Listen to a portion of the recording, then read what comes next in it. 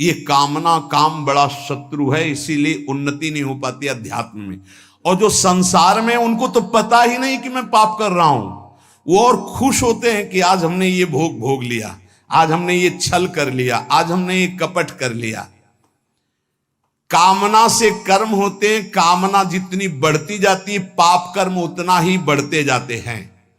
शास्त्र के विरुद्ध मनमानी आचरण में पाप ही होता है।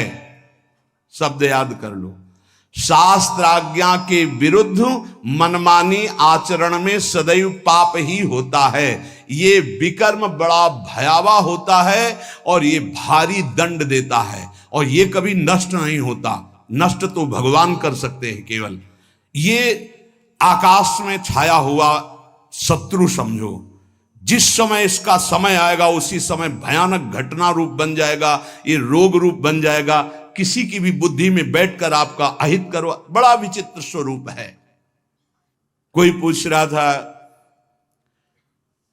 कि भाई भगवान के यहां तो बहुत नरक भोगवाएं, फिर यहां जन्म दें और कष्ट दें, ऐसा एक पाप कर्म है? अगर इस सृष्टि में, भारत में तुम एक कोई पाप कर्म तुम्हारा प्रकाशित हो जाए कि एक हिंसा की, एक व्यभिचार किया, एक छेड़ा, तो उसकी सजा देख लो जाके कानून में। बोले 20 वर्ष की जेल और 1 लाख रुपया जुर्माना। इसके बाद जुर्माना क्यों, जब उसको सजा दी जा रही है तो जुर्माना कैसे दे? उसको तो सजा दे दी। नहीं नहीं, कानून है, ऊपर से है जुर्माना। तुमने ऐसा किया, 7 साल की जेल, 50,000 जुर्माना देना पड़ेगा। ऐसे ही नरक भोग और इसके बाद पुनः तिर्यक योनियों में जन्म और उसका दंड, ये जुर्माना। खेल तमाशा समझो। लाखों पाप ऐसे हैं जो तुम्हारे प्रकाशित नहीं हुए, हमारे प्रकाशित नहीं हुए। अगर भगवान की प्राप्ति नहीं होगी तो एक एक सेकंड के कर्म का भोग भोगना पड़ेगा। ये कब तक चलता रहेगा? जब से सृष्टि रची गई आज तक चल रहा है। तो इसलिए मुझे मनुष्य शरीर से तत्वबोध या भगवत प्राप्ति अत्यंत आवश्यक है। ये काम करने के लिए हम आए हैं। कर्मों को भोगना ही पड़ता है, चाहे जहां भाग के जाओ। किसी ने प्रश्न किया था कि आपने कहा देवराज इंद्र ने अहिल्या के साथ गलत व्यवहार किया, तो आपने ये नहीं बताया उसको दंड क्या मिला। क्योंकि दंड का विषय नहीं चल रहा था, विषय चल रहा था कि भोगाकर्षण कितना प्रबल होता है कि हजारों लाखों अप्सराओं का स्वामी भी, देवराज इंद्र भी, एक मुनि की कुटिया में जाता है और वहां ऐसे गंदे भाव से गौतम ऋषि का वेश धारण कर कर अहिल्या जी का, तो उसको जानते हो क्या दंड मिला था? उसको 1000 भग हो जाए तुरंत साप मिला था। तुझे भग से, भग माने योनि, तुझे योनि से बहुत प्यार है, तू देवराज इंद्र है, तू जो चाहे कर सकता है, तो देख मैं अभी तुझे दंड देता हूं। गौतम ऋषि ने कहा सहस्त्र भगधारी हो जा। पूरे शरीर में हजारों योनियां हो गई और हर योनि से महान दुर्गंध। अब बैठ त्रिभुवन पति बन करके चरणों में लौट गए। 1000 योनि पूरे शरीर में, योनि योनि, और दुर्गंध युक्त घृणास्पद घोर नर्क समझो, घोर नर्क। चरणों में गिर गए। महाराज त्रुटि हो गई, आप भगवत स्वरूप ऋषि हो, आप बड़े दयालु, बहुत विनय की। तब का भोग तब तक जब तक भगवान रामावतार में नहीं आते। जब श्री राम अवतार लेंगे तो उनके दर्शन के लिए ब्रह्मादि सब देवता उपस्थित होंगे, तू भी उपस्थित होगा। तब यही भग 1000 नेत्र रूप में परिणित हो जाएंगे। ये दंड मिला था। तो जानते हो सिंहासन में बैठने से शर्म आती थी और महल में रहते थे अमरावतीपुरी में, निकलना मुश्किल था क्योंकि 1000 भग खुला उनके शरीर में बने हुए थे। कर्मणों गहनो गति, गहन है कर्म की गति, भोगना पड़ेगा। एकमात्र श्री भगवान क्षमा कर सकते हैं, दूसरा कोई नहीं। आम त्वाम स्वरूपापेभ्यो मोक्षयिष्यामि मा शुचा। कामना जब उपासक के अंदर होती है तो ना चाहते हुए भी उससे पाप कर्म हो जाता है। विकर्म से बचना है तो काम, कामना, वासना मन ते अति कर दूर। राधा राधा राधा, पर है बहुत कठिन, बहुत कठिन है। कामना के त्याग के बिना ये निषिद्ध कर्म, पाप कर्म, विकर्म, इससे बचा नहीं जा सकता। गहनो कर्मणो गति, कर्म की बड़ी गहन गति है। कौन सा कर्म बांधने वाला है, कौन सा कर्म मुक्त करने वाला है, इसका निर्णय करने में सब समर्थ नहीं है। जो भगवान में चित्त जोड़े हुए या स्वरूप बोध है, वही उन्हीं के द्वारा निर्णय माना जा सकता है। ये बड़े बड़े विद्वानों में भी गलती हो जाएगी निर्णय करने में। निर्णय में दो ही समर्थ हैं, या तो भगवत प्रेमी महात्मा या ब्रह्मबोध संपन्न ब्रह्म ऋषि। कर्म क्या है समझ गए? कोई भी कर्म करने के पहले जो फल आकांक्षा से प्रेरित होकर शास्त्र सम्मत किया जाता है उसे कर्म कहते हैं। अकर्म क्या है? जो तत्वबोध प्राप्त महापुरुष हैं, निर्लिप्त हैं, ममता रहित हैं, आसक्ति रहित हैं, उनके द्वारा हुआ कर्म अकर्म हो जाता है। वो फल नहीं देगा, वो बांधने वाला नहीं। विकर्म क्या है? जो कामना बढ़ी हुई मनमानी पापाचरण है उसे विकर्म कहते हैं, और ये बहुत भयावह है, ये दुर्गति का कारण है। इसी से नाना प्रकार के दुख भोगने पड़ते हैं। श्री भगवान कह रहे हैं जो कामना से कर्म होते हैं वो कामना अधिक बढ़ जाने पर केवल पाप होने लगते हैं। जैसे धन की कामना से कर्म शुरू होते हैं, फिर धन की जब ज्यादा इच्छा हो जाती तो बेईमानी, चोरी, हिंसा, छल कपट, इसके करने में कोई भय नहीं रह जाता। अकर्म हमारे कर्म हो जाए ये बहुत जरूरी है। अकर्म तो उसके दो ही उपाय हैं, या तो निर्लिप्त, फलासक्ति रहित, ममता रहित, ये तो स्वरूप बोध महापुरुष में होता है। तो एक सरल उपाय है, अपने शास्त्र सम्मत कर्तव्य कर्मों को फलेच्छा का त्याग करके श्री भगवान को समर्पित कर दो। राधा राधा जपो, नहीं बहुत यहां जो भी करोगे उसका दंड मिलेगा। महाप्रभु हरिवंश चंद्र जी कहते हैं जैसी हरिवंश नरक गति दुर्भर, यम द्वारे कटियत नक छीके। छीक दिया उसका भी है, कहां छीका, किस जगह अंगुली उठाई, किस लिए? एक एक चेष्टा का तुम्हारे कहने से थोड़ी होगा। अरे कहीं कुछ नहीं, ये बावरे लोग हैं, इनको क्या पता है। जब दंड मिलते हैं तब इनको समझ में नहीं आता कहां से मिल रहा है दंड। अजर अमर हो, अविनाशी हो, शरीर को लेकर के देहाभिमान से बात कर रहे हो, कोई भगवान नहीं, कोई नहीं। तुम्हारे आंख मूंदने से हो जाएगा क्या? इस अपराध का दंड है। ऐसे ही यहां जो पापाचरण कर रहे हो कोई भगवान नहीं, इसका जब हिसाब आएगा तब तुम्हें पता चलेगा। करुणा निधान स्वामी ने ये जन्म तुम्हें अपनी तरफ से करुणा करके दिया है कि तुम मुक्त हो जाओ। उपासक को चाहिए कि कामना का नाश करके, विकर्म का नाश करके अकर्म हो जाए, तभी वो जीवन मुक्त होता है। कर्मण्य कर्म यह पश्येद कर्मणि च कर्म यह, सा बुद्धिमान मनुष्येषु स युक्तः कृष्ण कर्म कृत। बड़ी बात कह रहे हैं श्री भगवान।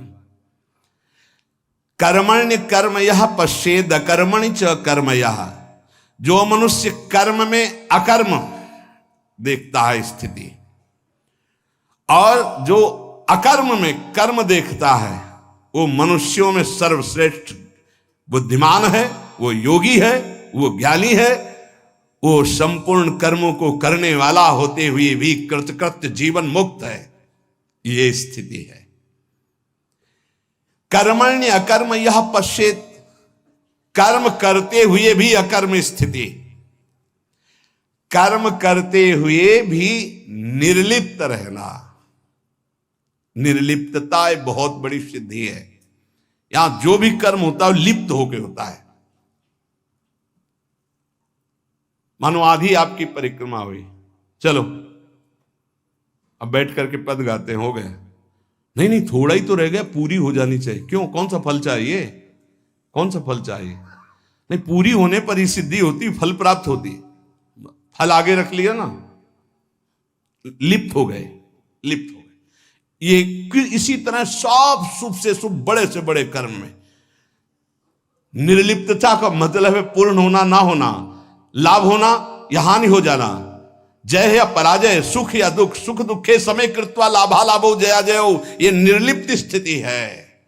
पूर्णता पूर्णता से मतलब कोई संकल्प नहीं, स्वाभाविक सहज ही।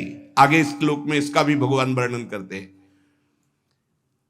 पूरा हुआ कर्म या नहीं पूरा हुआ, फल अनुकूल आया या प्रतिकूल आया, आया या नहीं आया, इससे किसी से मतलब नहीं। निर्लिप्त शास्त्र सम्मत केवल कर्म बिना किसी संकल्प इच्छा के हो रहा है। यंत्रवत अमुक कर्म मैं करता हूं, इस कर्म का फल ये होता है, ऐसा लक्ष्य रख करके जो भी कर्म किया जाता है वो उसे बांधता है। ध्यान दीजिए, यहां भगवान बहुत सावधानी की बात कर रहे हैं। अमुक कर्म मैं करता हूं, इस कर्म का ये फल है, ऐसी भावना रखकर जो भी कर्म किया जाता है बड़े से बड़ा, वो उसे बांधता है ना कि मुक्त करता है। प्रत्येक कर्म का आरंभ और अंत होता है, शुरू और विश्राम होता है, इसलिए उसका फल आरंभ और अंत वाला होता है।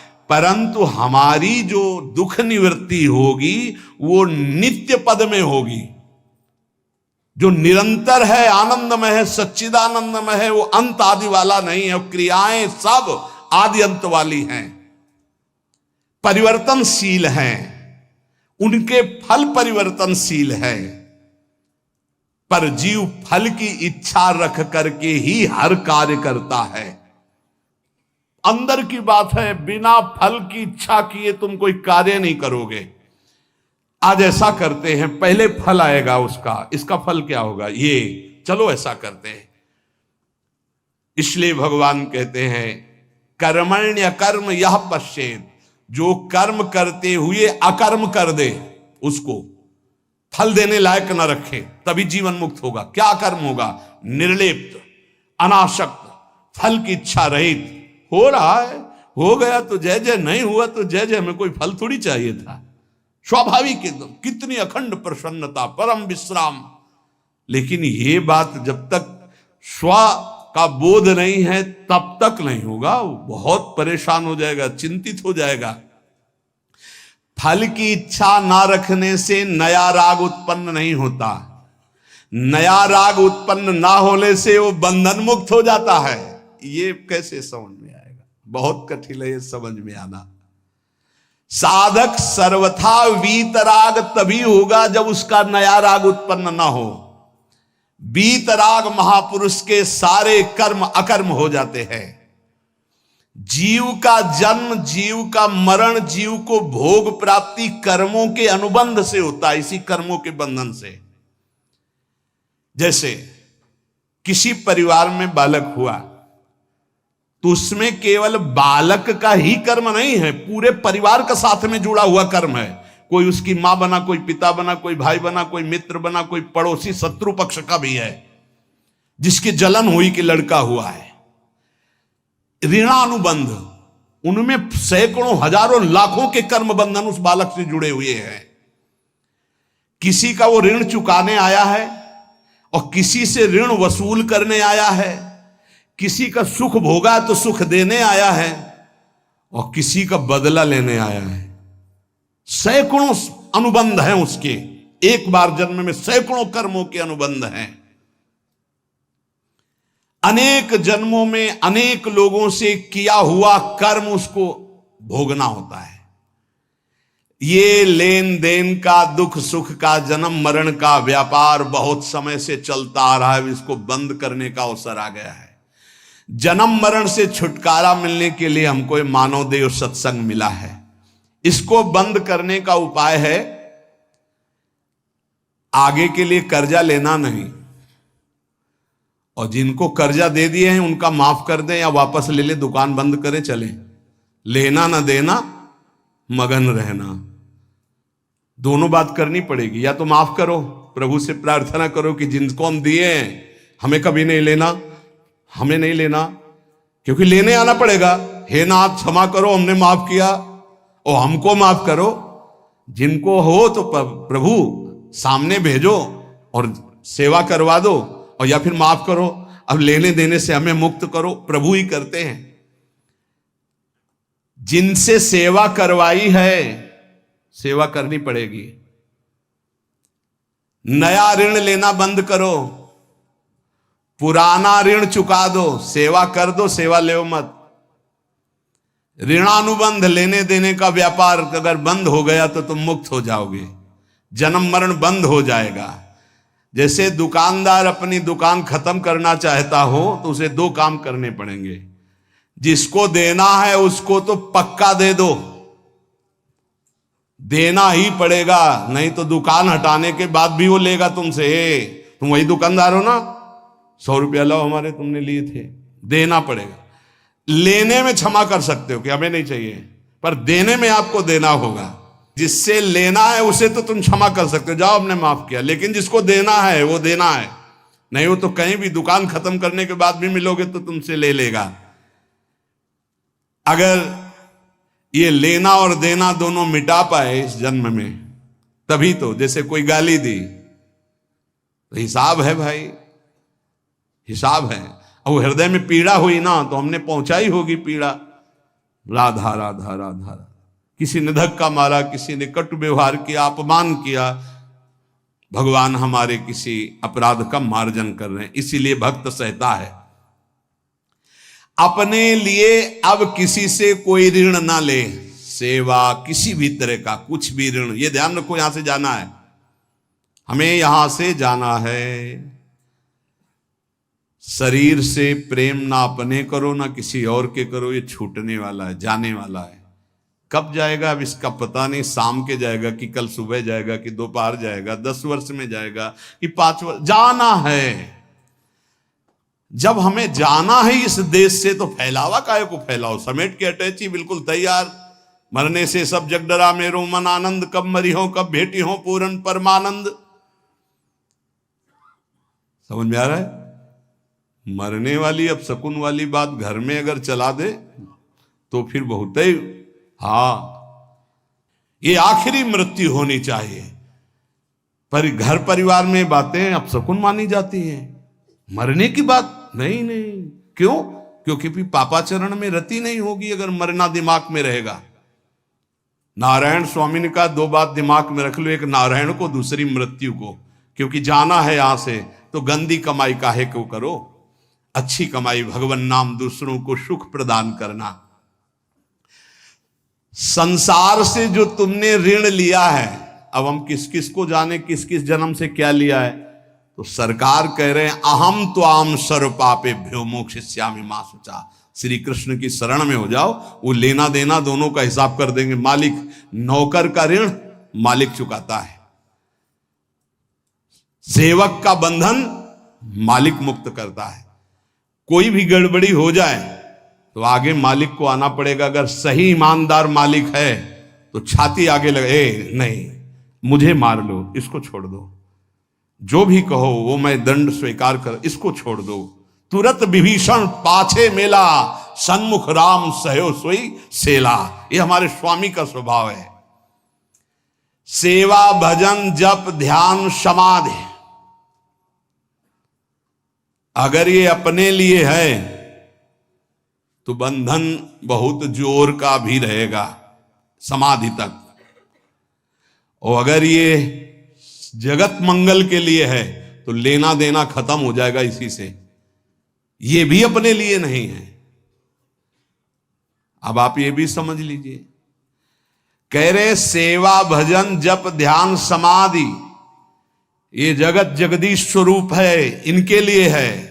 जो भजन कर रहा हूं, सर्वे भवंत सुखिना सर्वे संत निरामया, अगर इसका सुख मेरे लिए है तो फिर आओ यहां। अगर ये भगवान को समर्पित है, बहुत समझना है, बहुत समझना है। ये महापुरुषों के वचन हैं। कैसे आओगे? देवराज इंद्र, बड़े बड़े देवता, बड़ी बड़ी पदवियां, बड़े बड़े वैभव, ये सब साधन भजन करने वाले को तो मिले। मानो जो इसी देश के बड़े बड़े पदों में है, सब पुण्यात्मा है, इनका तप हुआ है। अब जो किया जाएगा वो आगे की फसल है, लेकिन पीछे की बहुत जोरदार फसल है। अगर मुक्त होना चाहते हो तो भजन भी अपने लिए नहीं है। तो दीहम वस्तु गोविंदम तो भ्रमेयो, लेना न देना मगन रहना, जीवन मुक्त हो गया। अब आपको लगेगा, जानते हो कैसे बात करते हैं महाराज, आज से एक माला आपके लिए कि आपका रोग ठीक हो जाए, और 10 हमारी, एक माला सिर्फ आपको देंगे।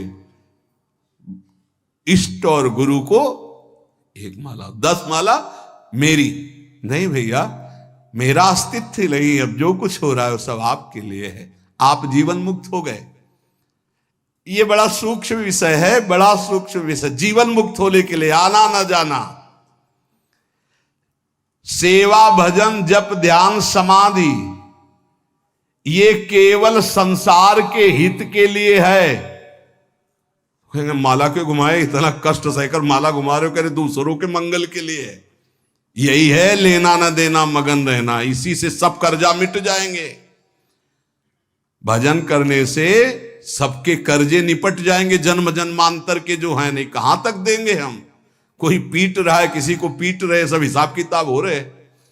कभी गर्भई में नष्ट हो गए, कभी जवानी में, कभी ये, कितना प्रपंच है। जब तक किसी के भी साथ संबंध रहेगा तो इस प्रकृति में आना पड़ेगा। एक और ऊंची बात है कि अब मैं भजन करता नहीं, मेरा राम भजन करते हैं। ये अब मतलब संतों की बात को कोई समझ पाए बड़ा कठिन होता है। लेकिन तुम ना ले आना ये बात अभी से कि हाँ हम तो भजन नहीं करते, श्री जी हमारा भजन करते हैं। वो बहुत ऊंची स्थिति की बात, जीवन मुक्त महापुरुषों की बात। भला ये बात पचेगी कि आज से जितने माला करेंगे, पाठ करेंगे, भजन करेंगे, वो सब अड़ोस पड़ोस में बट जाएगा, तुम्हारे लिए नहीं रहेगा। हम क्यों जाए फिर बाणी पाठ में, हम क्यों माला चलाएं? इतनी परेशानी होकर माला चला तो मेरे लिए नहीं है। इसका मतलब समझते हो? इसका गूढ़ मतलब है, एक माला जपा और कह दिया कि सबका मंगल हो, तो सबके मंगल का जो फल है वो आपको भगवत प्राप्ति करा दिया। समझ रहे हो? ये आंतरिक रहस्य है संतों का। 1 रुपया फेंको और 1 अरब रुपया एक साथ फायदा ले लो। फायदा हुआ कि नहीं हुआ? अगर 1 रुपये में 1 अरब, तो भारत में तो जनसंख्या कितनी है? 140 करोड़ है। ये तो केवल मनुष्यों की हुई। और दीमक की कितनी जनसंख्या है? पशु पक्षियों की, चींटी की, कितने जीव हैं? सर्वे भवन्तु सुखिनः। भजन किया, साधना हुई, सर्वे भवन्तु सुखिनः, तो सबका कृपा प्रसाद मिला और वो भगवान को प्राप्त हो गया। समझ रहे हो? भगवत प्राप्ति, सबका कृपा प्रसाद मिला। भूल चूक से लेन देन जिसके साथ हो चराचर जगत में, सबका खत्म। क्योंकि भगवान नाम जप करके सर्वे भवन्तु सुखिना, हम अपना भजन सबको देते हैं। तो उससे क्या हुआ? सबके हृदय में बैठे हुए मेरे आराध्य देव राधा वल्लभ लाल जी मुस्कुरा दिए, हमारा काम हो गया। अब समझ में आई बात? अगर ये ना कहें और कह दे कि संसार के लिए भजन करो, इतना कठिन काम भजन हम दूसरों के लिए करें, हम अपने कल्याण के लिए करेंगे। अपना कल्याण तभी होगा जब सबसे लेना देना खत्म हो जाएगा, और वो तभी होगा जब सबके लिए हम भजन करेंगे। पता नहीं हमारा किससे क्या संबंध का, किस जन्म का कौन सा ऋणानुबंध है। तो सर्वे भवन्तु सुखिना, सर्वे सन्तु निरामया, सबसे मुक्त हो गए और भगवत प्राप्त हो गए। ये बड़ा सूक्ष्म विषय है। जो अकर्मणि चा कर्मयः, पहला बताया कर्म करते हुए अकर्म, हमारा कोई फल की आकांक्षा नहीं। जो सत्कर्म हो रहे हैं सबका मंगल हो।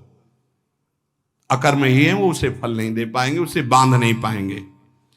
अब यहां कह रहे हैं अकर्मणि च कर्मयः, कोई कर्म नहीं कर रहा पर उसमें कर्म देख रहा है। वो निर्लिप्त महापुरुष कोई कर्म नहीं कर रहा लेकिन उसका मंगल हो रहा है पूरे जगत का। उससे वो जहां से निकल रहा है, उसका जो दर्शन कर रहे हैं, जो वायु स्पर्श कर रही, जो संभाषण हो रहा है, जिसका पानी पी ले रहा है, जिसका भोजन पा ले रहा है, सबका मंगल हो रहा है। वो कोई मंगल का संकल्प नहीं कर रहा, लेकिन सबका मंगल हो रहा है। जैसे सुगंधित वायु बिना प्रयास के सबकी घ्राणेंद्रिय को सुख पहुंचाती है। संसार में कोई कार्य करने के लिए प्रवृत्त होता है तो उसके सामने दो बातें होती, करना और ना करना, प्रवृत्ति और निवृत्ति। जो महापुरुष होते हैं ना प्रवृत्ति होती है ना निवृत्ति होती है। अब वो बड़ी ऊंची स्थिति है। ऐसे महापुरुष अकर्म में भी कर्म देखते हैं और कर्म में भी अकर्म देखते हैं, अर्थात निर्लिप्त रहते हैं। नैव तस्य कृते नार्थो ना कृते नेह कश्चन, कोई भी प्रयोजन नहीं होता पर स्वाभाविक जगत मंगल उनके द्वारा होता रहता है। जब तक कोई भी प्रकृति से संबंध रखेगा मुक्त नहीं हो सकता। ये सब प्रकृति है, स्थूल सूक्ष्म कारण, तीनों लोग, चराचर जगत। ऊब गए होगे सुन के। अब देखो जरा विचार, आश्रय कितना मीठा है ना। ये है कठिनता। तभी कहा गया मुक्त होना कोई खिलवाड़ है, पर एक सांकरी गली है, आ जाओ, बिल्कुल नजदीक है। हमारे भाई श्यामाजू को राज, वो सब ठीक कर देंगे। बहुत करुणामयी है लाडली जो। जरा सा जहां मुस्कुराकर प्रीतम की तरफ देखा, कहा आने दो, पास हो जाएंगे। तो अब तो हमें भरोसा हो जाना चाहिए कि हमें कहा कि आने दो नहीं, हमें तो पास करवा दिया, बुला लिया। वृंदावन आ गए, श्री जी का जस सुन रहे हैं। श्री जी की इतना कठिन है, देख लो। ये एक योग का वर्णन हो रहा, कितना कठिन है। प्रकृति की रचना से किंचन मात्र संबंध नहीं रखना, और यहां इसी में लगे हुए हैं, केवल इसी में, प्रकृति के ही पोषण में लगे हुए हैं। बड़ा कठिन। परमार्थ की उन्नति को नहीं जानता, प्रकृति की उन्नति को जानता है। प्रकृति से किंचन मात्र संबंध न रहना, ये परमार्थ की उन्नति है, अंदर की बात। इसीलिए अध्यात्म बड़ा सूक्ष्म है। ना प्रवृत्ति ना निवृत्ति, ऐसी स्थिति वो महापुरुष अकर्म में भी कर्म और कर्म में भी अकर्म स्थिति देखता है। चलना फिरना, खाना पीना, स्थूल शरीर की क्रियाएं, एकांत में रहना, चिंतन करना, ध्यान लगाना, सूक्ष्म शरीर की क्रियाएं, और समाधि लगाना, कारण शरीर की क्रियाएं, ये तीनों क्रियाएं मेरी नहीं है, निर्लिप्त। ये स्थिति उस महापुरुष के द्वारा सारे कर्म अकर्म होते हैं। इसीलिए योगस्था कुर कर्माणि, सब बुद्धिमान मनुष्येषु, वही बुद्धिमान है जो कर्म में अकर्म और अकर्म में कर्म को देखता है। सायुक्तः, जो सिद्धि असिद्धि में, जय विजय में, लाभ हानि में, सुख दुख में समान रहता, वो भगवत प्राप्त महापुरुष होता है। परंतु जब तक कुछ पाना शेष है तब तक आना और जाना भी शेष है। शब्द ध्यान कीजिए, जब तक कुछ पाना शेष है तब तक आना और जाना शेष है, और जब कुछ पाने की इच्छा नहीं रखती है अंदर वृत्ति कोई बुद्धि, तो वो जीवन मुक्त अवस्था को प्राप्त होती है। नाशवान शरीर से संबंध रखने वाला पाने की इच्छा रखता ही है। जब शरीर संबंध छूट जाता है तब परमात्मा की प्राप्ति होती है। करना, जानना और पाना, ये तीनों बातें सिद्ध पुरुष में नहीं होती। करना, जानना और पाना, ये तीन बातें सिद्ध पुरुष में नहीं होती। उसे ही जीवन मुक्त महापुरुष होता। ना कुछ करना बाकी है, ना कुछ जानना बाकी है, ना कुछ पाना बाकी है। वो इस अशुभ संसार से मुक्त हो जाता है। यस्य सर्वे समारंभा काम संकल्प वर्जिताः ज्ञानाग्निदग्ध कर्माणं तमाहु पंडितम बुधाः। भगवान इस श्लोक में वर्णन करते हैं कि जिसका बिना किसी संकल्प के, कामना की, बिना किसी कामना के संपूर्ण कर्म हो रहे, वो कर्म ज्ञान रूपी अग्नि में जलकर भस्म हो जाते हैं, वही जीवन मुक्त, वही पंडित, वही बुद्धिमान। तो एक ज्ञान अग्नि है और एक प्रेमाग्नि है। तो अगर ज्ञान समझ में ना आ रहा हो तो बस इतना समझ लो कि हर कर्म भगवान को अर्पित कर दोगे, वो तुम्हें बांध नहीं पाएगा। बड़ी चतुरता की बात है, पर माया भुला देगी, अर्पण करवाना भुला देगी।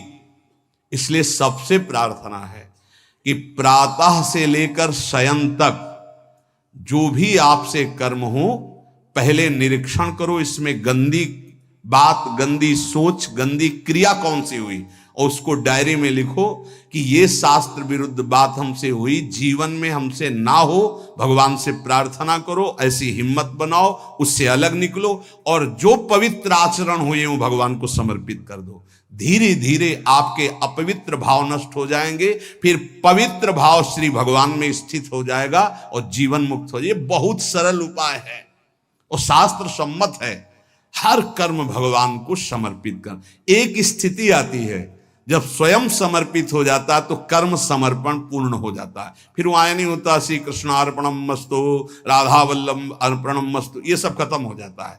पर प्रारंभ में सिद्ध बनने की चेष्टा ना करे। अगर भूल हो जाए तो हम कह रहे हैं प्रातः से लेकर रात्रि को जब शयन करो तब पूरा का पूरा जोड़ करके, हे प्रभु सुबह से उठे से शाम तक अभी तक ये सब हुआ आपके चरणों में अर्पित है। नाथ आप मुझे बंधन मुक्त करके अपने चरणों का प्रेम प्रदान करो, अपने चरणों का आश्रय प्रदान करो। ऐसा करने से ये जो बड़ा सुंदर विवेचन है, पर ये समझ पाना बड़ा कठिन है, तो भगवान को समर्पित कर दो, वो सब समझते हैं, वो कर्म बंधन मुक्त कर देंगे। शेष चर्चा आगे। श्री राधा वल्लभ लाल की।